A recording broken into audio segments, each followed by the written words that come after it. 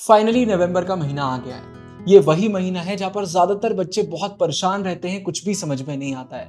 मुझे आज भी याद है 2020 में जब मैं क्लास 12th में था तो मैं भी बहुत परेशान था।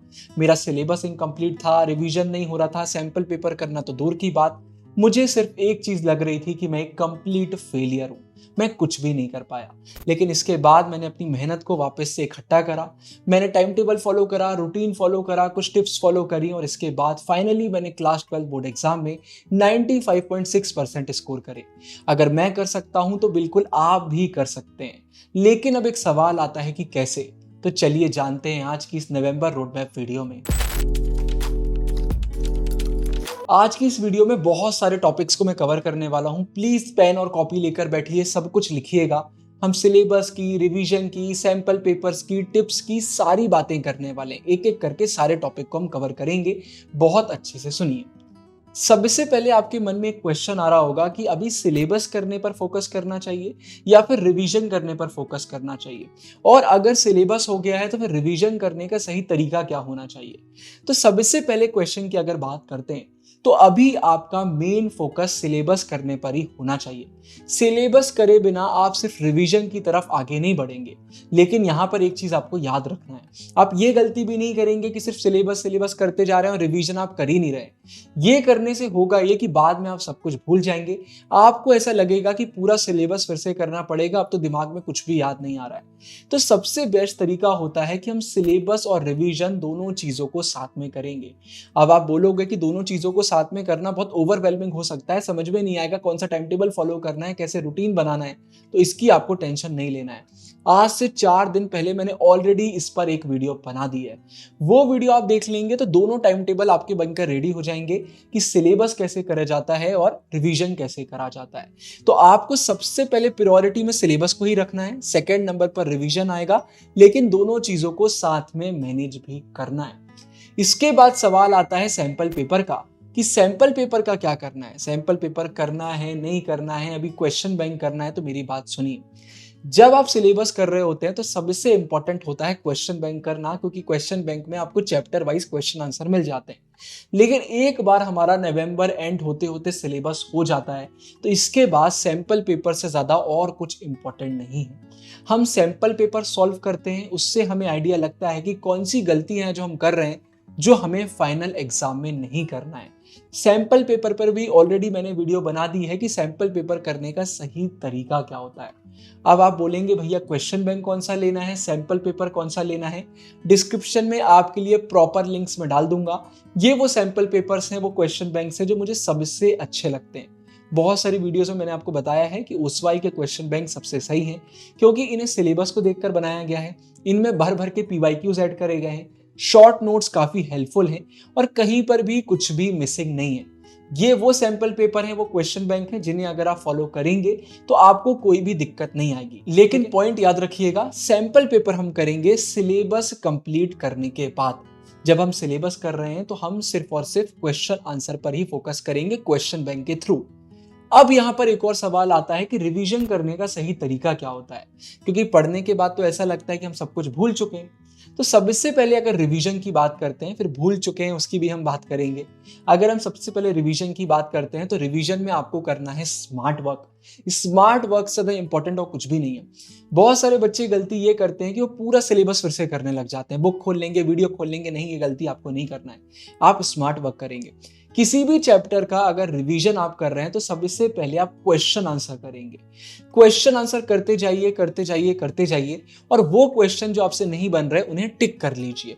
और वो क्वेश्चन जिस भी टॉपिक से आया है उस टॉपिक को आप फिर से करिए। तो उस टॉपिक से फ्यूचर में अगर कोई भी क्वेश्चन घुमा फिरा कर भी आएंगे तो वो आपसे बनेंगे। तो सबसे पहले क्वेश्चन आंसर करना है। क्वेश्चन नहीं बन रहा है तो वो जिस टॉपिक से आया उस टॉपिक को फिर से करना है। और क्वेश्चन को टिक इसलिए हमने कर लिया कि हम बाद में भी भूल सकते हैं, तो बाद में एक बार इन्हें हम फिर से देख लेंगे। अब वो टॉपिक से करना है, कैसे करना है। कोई क्वेश्चन अगर आपसे नहीं बना तो डायरेक्टली मेन बुक पर जंप करने की जरूरत नहीं है। पहले आप क्वेश्चन बैंक से उसका आंसर पढ़िए, क्या पता आपको तुरंत आंसर क्लिक हो जाए। नहीं होता है तो वो जिस टॉपिक से आया आप उसे नोट से करिए, या फिर अगर बुक में आपने हाईलाइट किया हुआ उसको करिए। रैपिड रिवीजन करिए, शॉर्ट वीडियोस करिए। इसके बाद अगर आपको लगता है कि नहीं, बिल्कुल भी नहीं बन रहा, या कोई चैप्टर ऐसा निकल कर आता है जहां पर बहुत सारे क्वेश्चंस आपसे नहीं बन रहे, तो फिर पूरा चैप्टर आप फिर से करेंगे। स्मार्ट वर्क करिए। एकदम से ये अज्यूम मत करिए कि आपसे कुछ भी नहीं बनता है। लेकिन अब आप बोलेंगे भैया ये डर तो हमेशा लगा रहता है, हमेशा ही ऐसा लगता है कि हमसे कुछ भी नहीं बन रहा।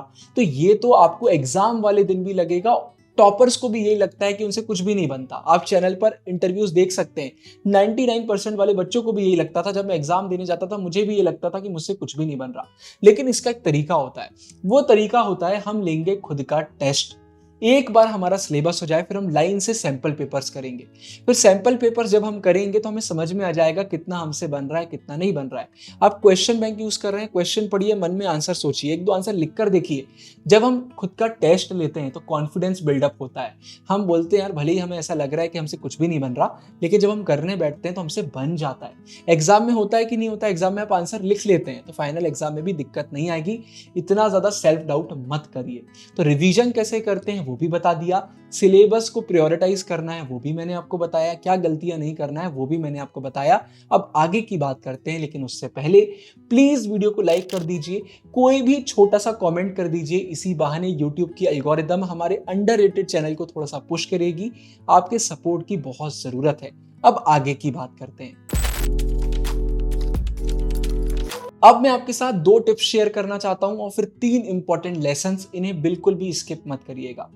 पहली टिप निकल कर आती है, आपके दिमाग में चल रहा होगा कि अभी सिलेबस पेंडिंग है, रिवीजन पेंडिंग है, फाइनल एग्जाम बहुत पास आ गए, तो अभी बीच बीच में जो स्कूल में एग्जाम वगैरह होते हैं इन पर ध्यान देना है या फिर नहीं देना है, या छुट्टी मार लेना है। तो ये गलती कभी भी मत करिएगा। स्कूल में कोई भी एग्जाम हो वो आपके लिए बहुत इंपॉर्टेंट है।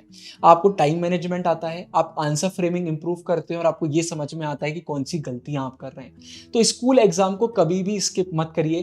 प्रिपरेशन आधा हुआ है तो आधे प्रिपरेशन के साथ एग्जाम दे दीजिए, मार्क्स कम आ जाएंगे चल जाएगा, लेकिन इस एक्सपीरियंस को मिस मत करिए। इसके बाद दूसरी टिप निकल कर आती है, बहुत बार मैंने आपको बताया है, लिमिटेड रिसोर्सेस फॉलो करिए लेकिन क्वालिटी वाली रिसोर्सेस फॉलो करिए। मतलब बहुत सारी रिसोर्सेस फॉलो नहीं करना है, सिर्फ लिमिटेड रिसोर्सेस फॉलो करना है, लेकिन वो लिमिटेड रिसोर्सेस में भी क्वालिटी होना चाहिए। इसलिए अच्छी बुक्स फॉलो करिए, अच्छी वीडियोस फॉलो करिए, ऐसा कुछ भी फॉलो मत करिए जिसमें क्वालिटी नहीं है। और अलग अलग चीजें फॉलो करने की जरूरत नहीं है, सिर्फ टाइम वेस्ट होगा, हमें स्मार्ट वर्क करना है। ये 2 टिप्स फॉलो करिए। अब मैं आपके साथ 3 लाइफ लेसन शेयर करना चाहता हूं। पहला लेसन निकल कर आता है, अब जिस महीने में आप आ गए हैं, अब आपके सामने बहुत सारे चैलेंजेस आएंगे, आपकी लाइफ बहुत बड़े तरीके में चेंज हो जाएगी। तो जब आपकी लाइफ चेंज होना, तो याद रखिएगा कि कुछ चीजें आपके कंट्रोल में होती हैं, कुछ चीजें आपके कंट्रोल में नहीं होती। एक टाइम टेबल बनाना, उसे फॉलो करना आपके कंट्रोल में है, लेकिन एकदम से स्कूल में एग्जाम आ जाते हैं, आपकी तबीयत खराब हो जाती है, घर में कोई प्रॉब्लम आ जाती है, ये आपके कंट्रोल में नहीं है। तो वो चीजें जो आपके कंट्रोल में नहीं है उनको लेकर बिल्कुल भी उदास मत होइएगा। जो कंट्रोल में नहीं है उसके लिए क्या टेंशन लेना, जो कंट्रोल में है उसकी टेंशन लीजिए और उसको इंप्रूव करिए। कोई भी प्रॉब्लम आती है खुद से क्वेश्चन पूछिए, ये मेरे कंट्रोल में है या नहीं है। नहीं है तो लेट इट गो, अगर है तो उसको ठीक करिए, सोल्यूशन फाइंड करिए। इसके बाद फिर दूसरा लेसन निकल कर आता है, comparison is a thief of Joy. मैंने पहले भी आपको बोला है, किसी से भी कंपेयर करने की जरूरत नहीं है। अगर आप कंपेयर करने लग जाएंगे तो या तो आप ओवर कॉन्फिडेंट हो जाएंगे दूसरों को पीछे देखकर, या फिर अंडर कॉन्फिडेंट हो जाएंगे दूसरों को आगे देखकर। कंपैरिजन से आपको कुछ भी नहीं मिलेगा। हर किसी की, हर एक स्टूडेंट की लाइफ बहुत डिफरेंट है, आपका जॉय आपसे छिन जाएगा। याद रखिए, comparison is a thief of Joy. किसी से कंपेयर मत करिए, इंस्पायर होइए और मेहनत करिए। हर किसी की लाइफ डिफरेंट है, खुद से खुद को कंपेयर करिए और आगे बढ़िए, बाकी किसी से करने की जरूरत नहीं है। और आखिरी लेसन निकल कर आता है, बहुत सारे बच्चे नवंबर के महीने में क्विट कर देते हैं, उन्हें लगता है कि अब बहुत देर हो गई है। हमेशा अपने गुरु भैया की बात याद रखिए, इट्स नेवर टू लेट। मैंने पिछले 5 सालों में ऐसे हजारों बच्चों को देखा है जो स्कूल में बिल्कुल अच्छा परफॉर्म नहीं कर रहे थे, पूरा सिलेबस पेंडिंग था, लेकिन आखिरी में मेहनत करके वो भी टॉपर बन गए। It's never too late. ये एक्सक्यूज को अपने पास मत आने दीजिए कि अब तो लेट हो गया, मेहनत नहीं करना, ये बहाने हैं। आप आज से, इसी समय से खुद को चेंज कर कर एक अच्छे मार्क्स लाकर एक अच्छे स्टूडेंट बन सकते हैं। बस यही मुझे आपके साथ शेयर करना था। वीडियो अपने दोस्तों के साथ शेयर करिएगा, लाइक करिए, कमेंट करिए। कमेंट्स में बताइए कि आगे किस टॉपिक पर आपको वीडियो चाहिए। नवंबर का महीना सिर्फ और सिर्फ आपका होगा। वीडियो अभी तक देख रहे हैं तो कमेंट में लिख दीजिए, ये महीना मेरा है। कमिटमेंट आप खुद को देंगे तो खुद को पुश करेंगे। इस वीडियो के लिए इतना ही, ढेर सारा प्यार। साइनिंग ऑफ, गुरु टेहंगुरिया।